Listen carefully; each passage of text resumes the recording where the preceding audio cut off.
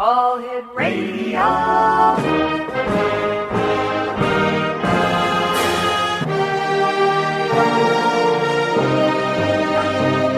Welcome to the X Zone, a place where fact is fiction and fiction is reality. Now, here's your host, Rob McConnell.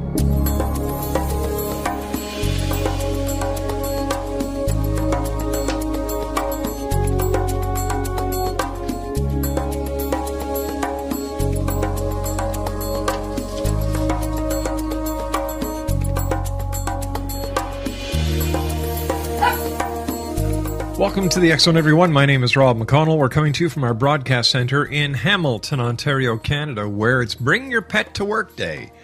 And here in studio, I've got two of our three little girls. We have Nikita in studio with us and Lola in studio. And I can't believe it. They're actually behaving today. Hey, it must be a lucky day somewhere. My guest this hour, X Zone Nation, is Betsy Lewis, and we've had the pleasure of having Betsy on the show before. She is an author, internationally renowned psychic medium, and she's done many things. But we're going to be talking to Betsy tonight about her new book. It's out called Mystic Revelations of 13, The Key to Earth's Destiny. And Betsy Lewis, welcome back to the X Zone. Thank you, Rob. Great to be back on your show again. Tell me about your book, Mystic Revelations of 13. Well, it's about so many strange synchronicities with the number 13. And I'm really into numerology. So last year was 2013. And let me tell you, there were so many strange things about 2013 that was just amazing. And one of those things is, of course, Pope Francis.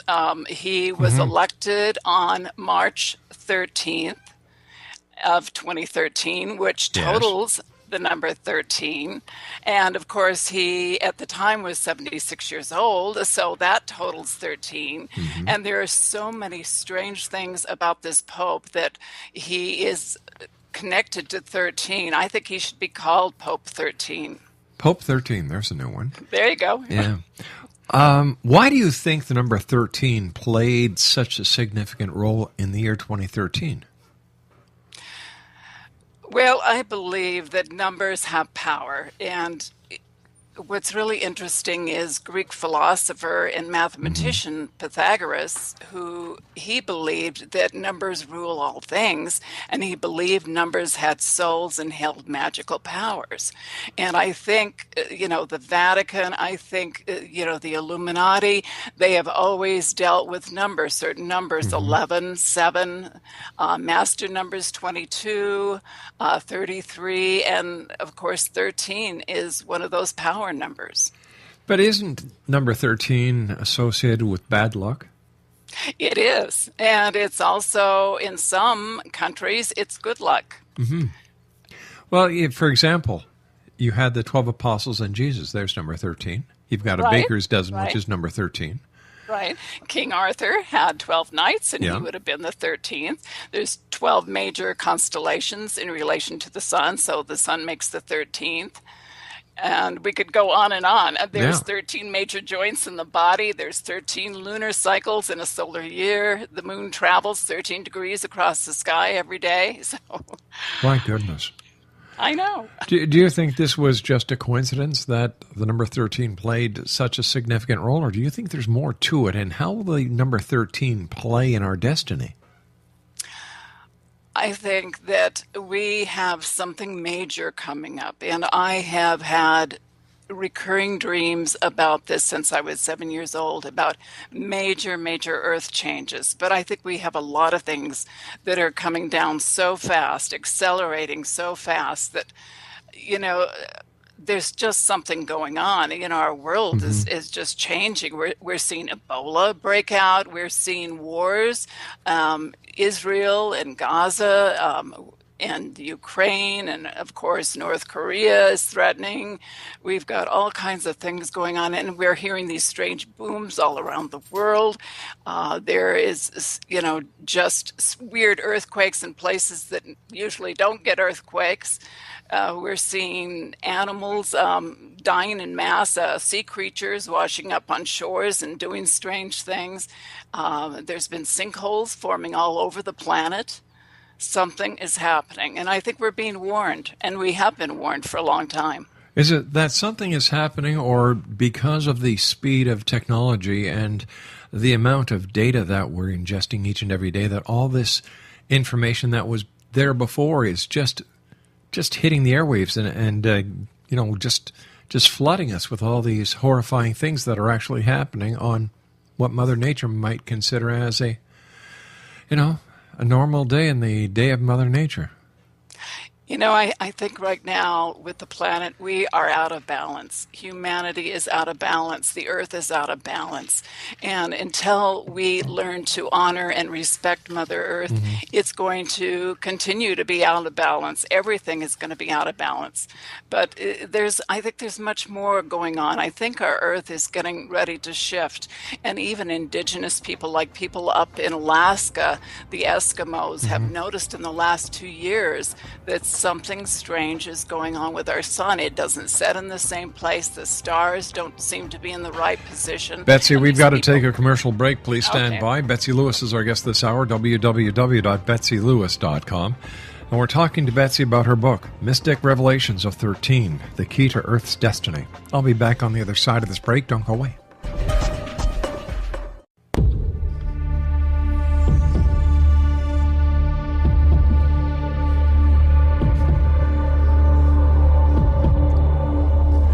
Betsy Lewis is my guest this hour, Exonation, www.betsylewis.com. We're talking about Betsy's book entitled Mystic Revelations of 13, The Key to Earth's Destiny.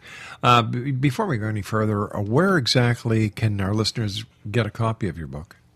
On Amazon, or on any of the internet bookstores, it's available. Okay.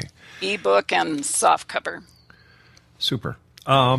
We were talking about the strange things that are occurring around the world, and you were telling us before we went to the commercial break, even about the Eskimos in Alaska are noticing that the sun is not setting in its usual place. What can we do if these changes are already in play? What can we do as humans to either stop it or change it from becoming a catastrophic event?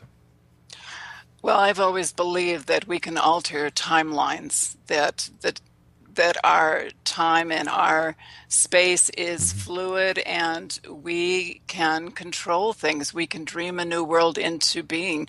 The indigenous people have talked about that for eons, that we can dream a new world into being. But, we have to come together en masse to create a new world, and we have to start, respecting Mother Earth, and we're not doing that. We haven't done that in a long time. We're destroying our environment.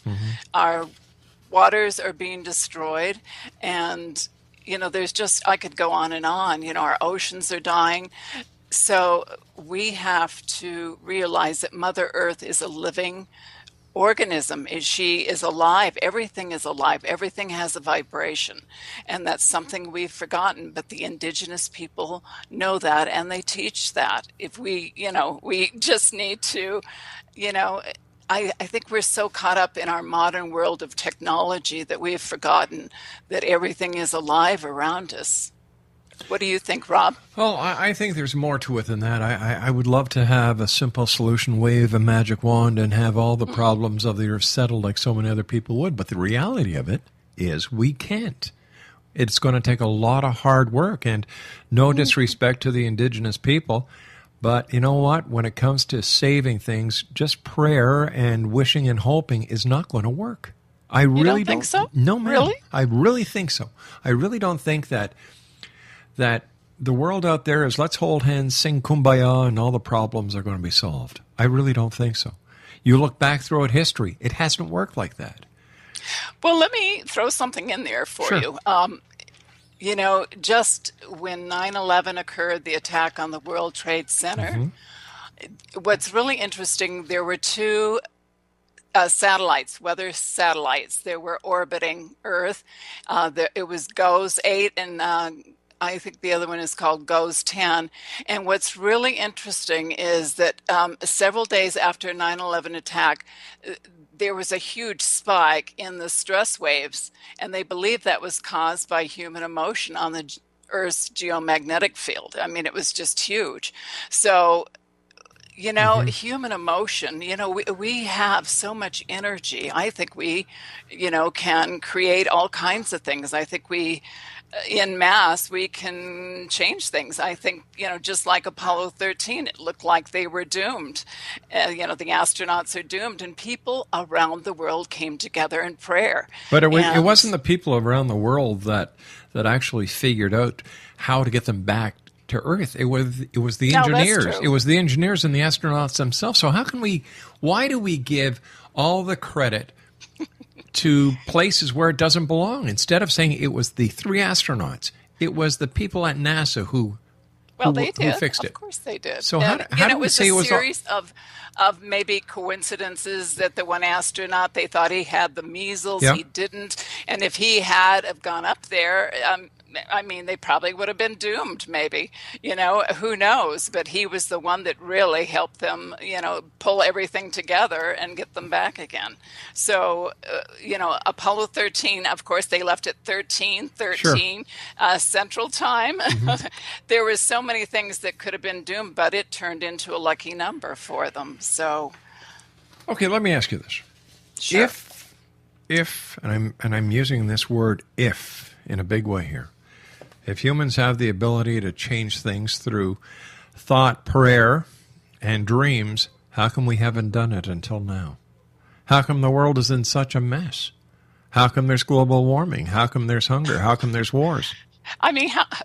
Congress can't even get along, can they? They can't agree on anything. Yeah, we're not talking politics here. We're talking... No, we're talking about everybody. Nobody agrees on anything, Rob. Does anybody agree on anything now? Well, of course not. We are so disconnected. Nobody can agree on anything. But once again, throughout history, you've seen the same thing. This is nothing unusual for this planet or the species on here. No, it's not. So how can we think, being rational people, that it's going to change? My goodness, you can't even have a peace accord between Hamas and Israel. Well, maybe that's why we have to have these earth changes, that we're here at this time to experience all these things until we learn how to come together, to honor each other, to stop the wars, to stop the environmental disasters. Maybe the earth has to do her thing, and maybe that's our lesson. There's been conflicts throughout time. Crusades, World War I, World War II, Korea, Vietnam, Afghanistan, and the list goes on and on and on. Yes. So what's going to change? Hopefully we will, Rob. Hopefully we will. And maybe we'll awaken. I want to think positive. I don't want to think it's all doom and gloom, because there's 7 million people on this planet right now, and if we continue the way we're going, we will be doomed. I think in order to make anything work to the betterment or to make a positive effect on what you're doing, you have to look back in time. You have to look at history. You have to look at the doom and the gloom to understand what went wrong. And in all scenarios, you've got greed, you've got religion, and you've got politics are the 3 reasons why people on this planet cannot get along. Now, there's no way we're going to solve the problem of religion. That's not going to happen. No. Greed? Maybe. I'm not going to put any money on that one. And politics? That's the only way we can really start to make any positive change. Is the scenario when it comes to politics whether it be municipal, state, or federal, people have to take the power back. People have to say it's not I the person, it's we the people. They can make the changes, but for some unknown reason, people have given up the power. They've given up their power. They'll sit back, they'll complain, they'll bitch, they'll do whatever they can, except the one thing that they should be doing, and that's taking positive action. Well, I don't know about, they do complain. They complain all over the internet. They attack people all the time. It's horrible, Rob. Maybe we're just so negative about everybody and everything that we're creating our own little bubble underneath here. We're in our own dome and creating the whole atmosphere of everything that's happening right now. The internet, in my opinion, is the biggest septic tank that man has ever made because it's full of crap. Agree. It's full of crap.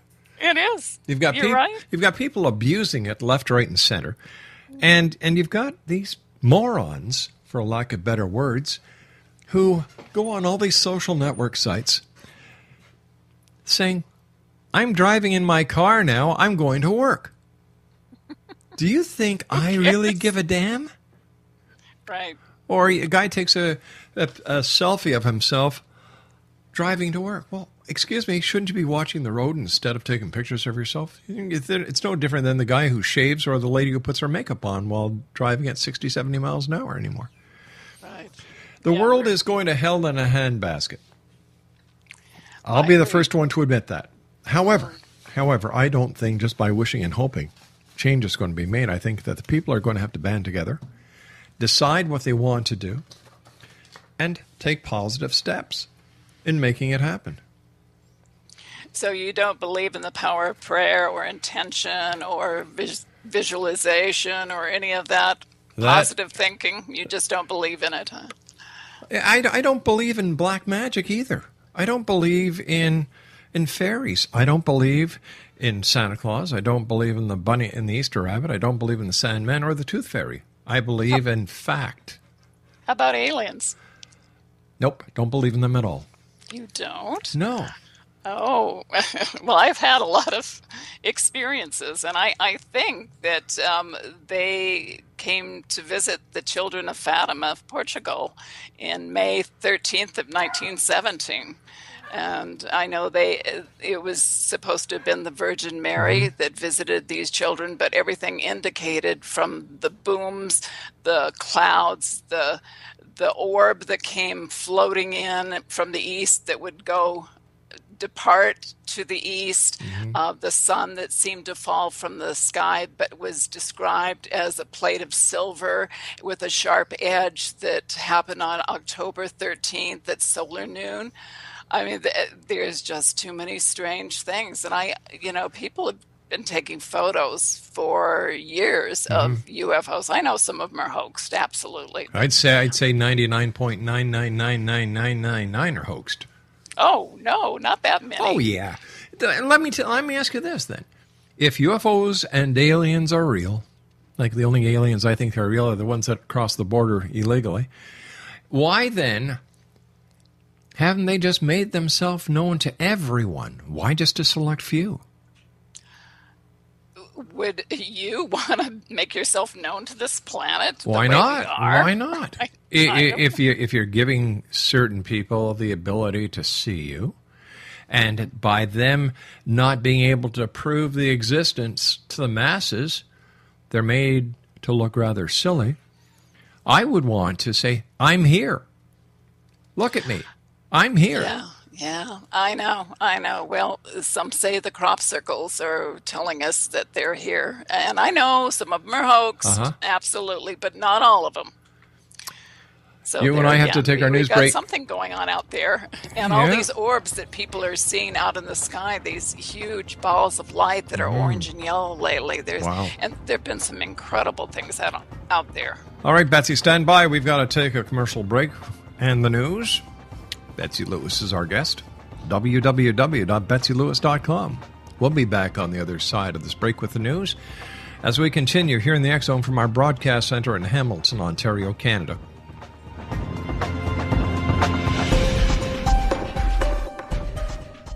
The following program may contain coarse language, violence, nudity, mature subject matter, or scenes which may not be suitable for all viewers. Viewer discretion is advised. This is the X-Zone Broadcast Network, broadcasting worldwide on broadcast affiliates and satellite program providers, including CNN Broadcast Network, Sirius Satellite Network, Star Media, Good News Radio Network, Angel Broadcast Network, Wiki Broadcast Network, and WPBN TV. For more information on the X-Zone Broadcast Network, visit us at www.xzbn.net.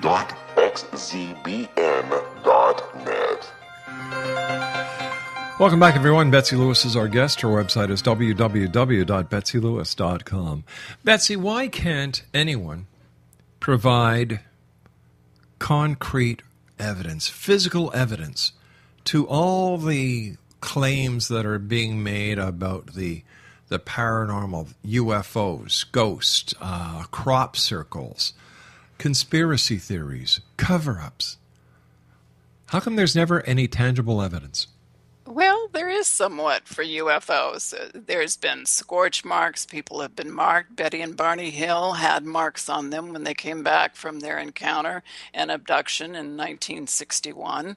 And there's been other markings, on the ground and, radiation marks. So, there are things that, there's the case of, I can't think of the woman Betty and her children that were traveling on a Texas road, and there was a UFO, and it may have been military, but they were so badly burned from radiation burns that I guess Betty, the mother, died of cancer. And, they tried to find out from the military, but of course nobody would say anything. But there have been things, there have been physical marks. My parents and I, when I was 8 months old, we were traveling in Idaho and had a UFO experience. We didn't see anything, but we lost 2 hours in time, according to what my parents had told me, or my uncle told me. And it was a horrendous noise that came out of nowhere. It shook the car, and my parents pulled over, jumped out. There was nothing there, and that was the story they had always told me on this lonely road. And then my uncle in 1980 said, "Did they tell you the story?" And I said, "Yes, they did." He said, "Did they tell you they couldn't account for 2 hours?" And I said, "No." Well, highway hypnosis is well known to travelers, where you can actually be driving down the highway and not remember point A to point B. And we know that the medical community and neuroscience is actually telling us that what happens is one part of the brain takes over while the other part of the brain is working on something else. Well, see, my father always knew when they were attending the University of Moscow, Idaho, and they were driving to Twin Falls, which is about an 8-hour drive. And my father always knew what time they would get in, what time he was leaving. He was spot on about that. And so when he didn't get there, we didn't arrive in time to visit my family, my grandparents and aunts and uncles. They were worried that they were in a car accident. They were missing 2 hours in time. So I think that's proof, isn't it? Well, let me ask you this. Yes. The missing time of 2 hours, was that collaborated with by any other member of your family, or was it just your uncle? Well, it was just my uncle. My parents didn't recall that, which is kind of interesting. But he recalled it so vividly. And of course, my grandparents were already deceased, so I couldn't ask them about it. But there was a horrendous noise that came out of nowhere, shook the car. They said it was so frightening. They thought a plane was going to crash on them. But yet when they got out, at the time they got out, there was nothing in the sky, nothing to explain what this horrendous noise was that shook them. So what was it that made you interested in synchronicity, psychic phenomena, UFOs, aliens? What was it that catapulted your interest in this? Oh, my goodness. Well, I have always believed in it. Since I was very young, I just had all these supernatural things happen. My mother said I had invisible playmates, which I described when I was 3 years old. Most kids do, yeah. At age 8, saw my grandfather's spirit. After he had passed away, he stood by my bed and scared me. I've had so many premonitions. I have been saved by invisible hands so many times. So the supernatural is really the most natural thing in the world for me. Saved by invisible hands so many times. Give us some examples.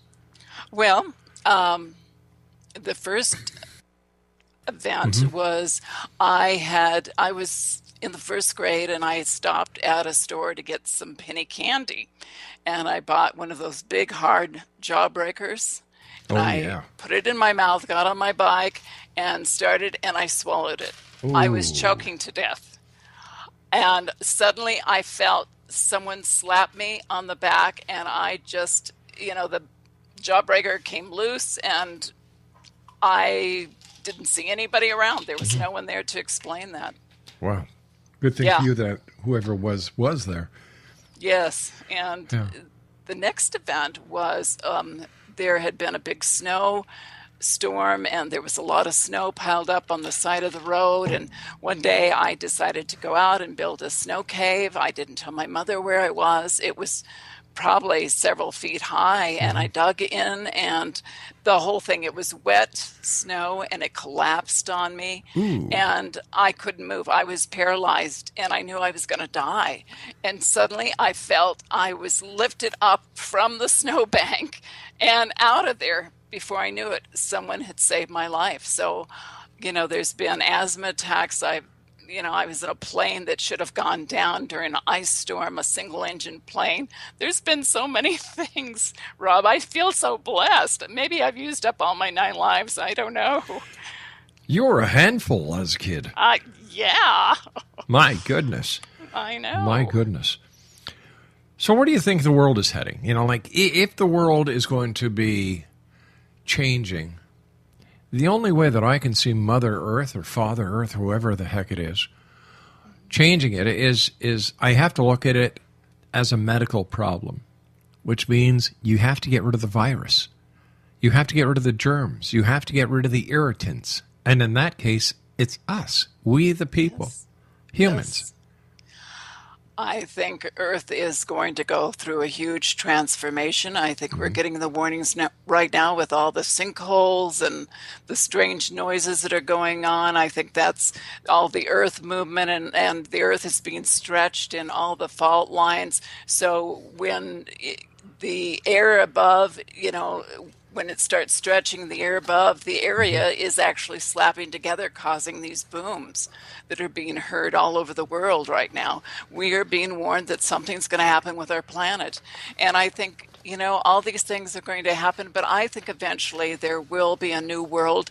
There will be a better world. It may take 100 years or more for it to heal with the radiation we've put into it, Fukushima, all the horrible things that we've done to the Earth. It's going to take a lot of healing for Mother Earth. But she's going to go through changes, and we'll be back. Radiation... You'll be back, Rob. We'll be back. Radiation takes a lot longer than 100 years. Well, it takes thousands of years, yeah right. So when we're talking about 100 years, I kind of think that whatever's going to happen is going to happen. A lot of people believe in destiny, that this has all been planned ahead. And my question to them is always, why was it planned to fail? Can you answer that? No, I can't answer that. Rob, I can't answer that at all. I don't have all the answers. I wish I did. I really want all the answers. I keep asking, give me the answers, but I don't. I wish I did. I know that you wrote a book called Communicating with the Other Side, True Experiences of a Psychic Medium. Yes. Those on the other side, do they have any idea of what is in store for us? I think they do. I've had a lot of communication with my sister lately in Hmm. the last year and a half. She has been very active in our house lately, and my husband has witnessed it. Believe me, my cat has been scared once. He just raised up, his hair and was, just hissing at something in the hallway. We've had our radio turn off. She has turned off a fan. She gave us a little happy face. I even got a video of what looks like a spirit image, which is now on YouTube, and I believe that was her. But yeah, she's been pretty amazing. Gave me a dream and told me that my great grandson was going to be born a month before he was going to be born. So she's been pretty active, and they're there. I think they're around us Hmm. all the time. They communicate with us. Sometimes they give us little subtle messages that they're here, and we just don't want to believe that what we're receiving is really, from them. But let me tell you, my sister is not subtle. She was always kind of a practical joker, and she still is. So why do you think your sister is coming back? Well, it's the first event, like I said, was a dream that Hmm. she told me. It was July 9th of last year. And she told me in the dream that it was my birthday and she was having a surprise birthday party for me. And it was so real, so vivid. I just knew that she was communicating with me. And, I kept arguing with her that it wasn't my birthday. And a few hours later, I got a call from my daughter saying my granddaughter gave birth to a little boy and he wasn't due until August. Wow. So I knew that was her. But then during the holidays, Thanksgiving, she started turning off the radio and just all these weird things were happening. And I wasn't even thinking about writing a book about all my strange experiences through the years and my communications from the other side and I felt that that's what she was telling me. But she's still been around. It's not as much as she has during the holidays, but there's still been little things that she's been doing. Pretty amazing. When Betsy Lewis was a little girl, what did she want to be when she grew up? Oh, Rob, that's a good one. Well, I was kind of looked at as kind of a kook. Hmm. I in grade school I was looking for UFOs and trying to levitate pencils with my mind. My mom and I would. She's very psychic and could astral project, and we could communicate telepathically with each other. And we would do little games where, she would have me guess the suit of the cards, the color Hmm. of playing cards. And so, I don't know. I just wanted to know everything I could about the universe and what made it tick and what was on the other side and if there were aliens and Do you believe in reincarnation? absolutely, absolutely. I do.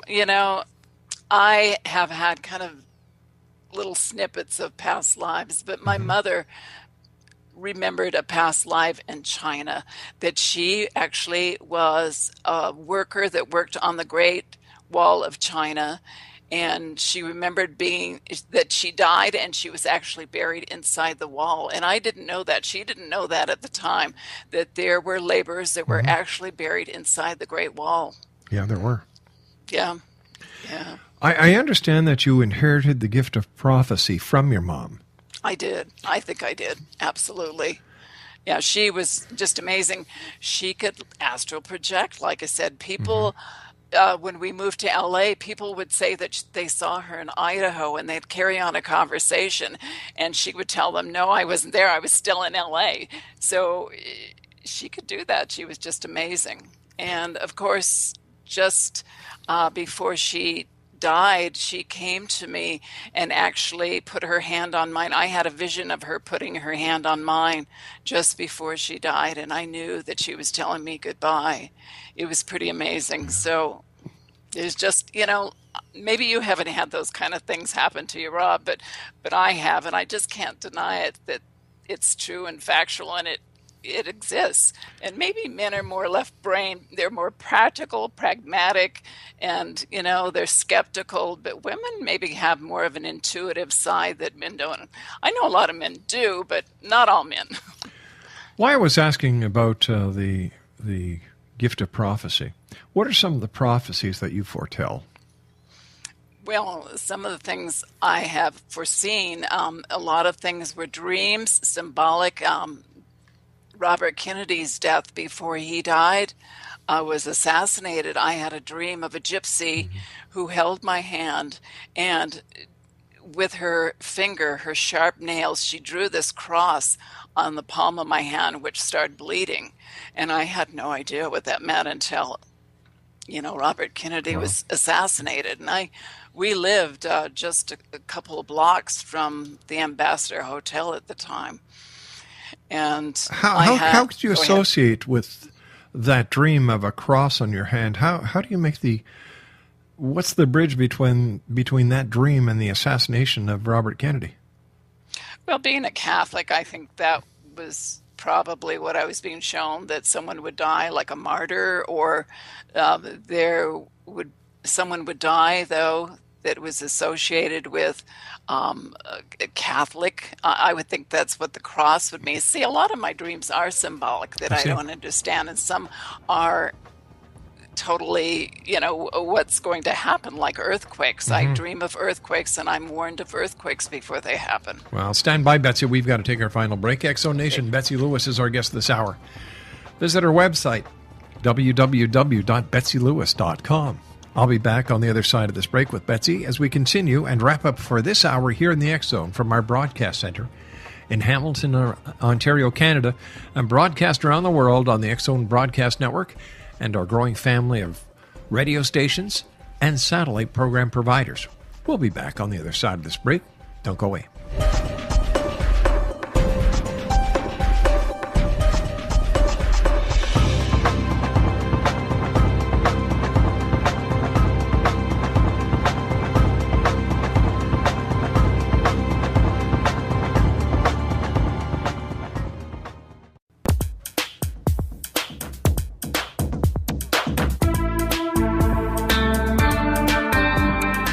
Welcome back, everyone. This is the X Zone. My name is Rob McConnell. By the way, the new X Zone store is now open. It's got some great artwork there. T-shirts, hats, other wearing apparel. We even have clothes for your dog. That's right, because after all, we're a dog-friendly show over here. In fact, I've got two of my three girls right here in the studio with me. It's dog day here at rel-mar. All the people who work here brought in their pet dogs. Mind you, Samantha in Creative brought her iguana. Not a little one. Must be about 3 feet long. Whew. Visit the X Zone store, www.thexzonestore.com. Betsy Lewis is our guest. First of all, Betsy, thanks for joining us. Always great talking to you. Oh, thank you, Rob. Great talking to you, too. You're great to talk to. Thanks, I really enjoy your shows. Well, you know what? I've been doing this for 23 years now. Wow. 23 years.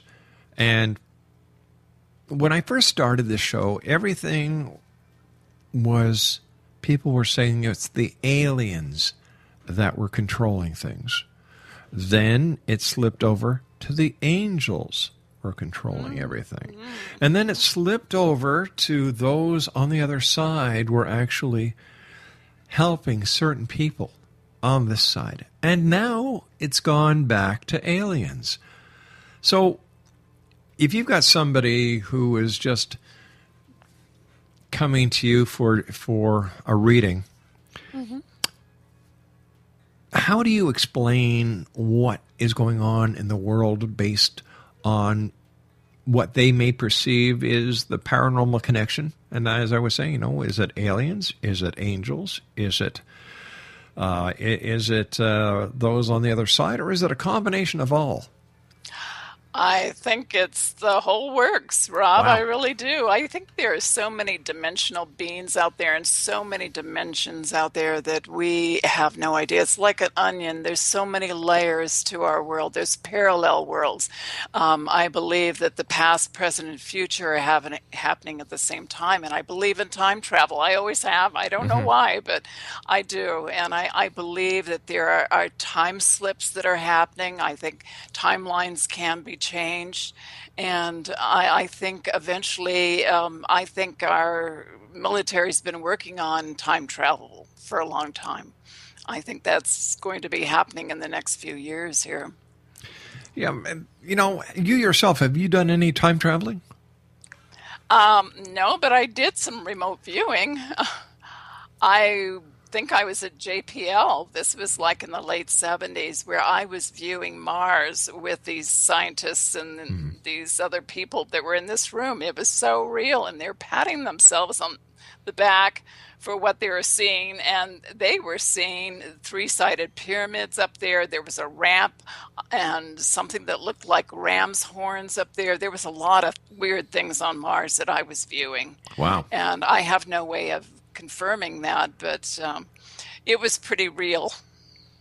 Betsy, I want to thank you so much for joining us again. Well, take care of you. yourself. And Exo Nation, if you'd like to contact Betsy for a one-on-one consultation, or if you'd like to find out anything about her books or about Betsy, she's got a great website at www.betsylewis.com. That's www.betsylewis.com. I'll be back on the other side of this news break at 6.5 minutes past the top of the hour as we continue here in the X Zone from our broadcast center in Hamilton, Ontario, Canada. Once again, the X Zone store is open at www.thexzonestore.com. You can find out all about our merchandise. You can find out how to get the rel-mar multimedia app for your Apple or your Android or your Kindle Fire, right? There we go. I'll be back on the other side of this commercial break with the news as we continue here in the X Zone from our broadcast center in Hamilton, Ontario, Canada. I'll be back at 6.5 minutes past the top of the hour. Don't go away.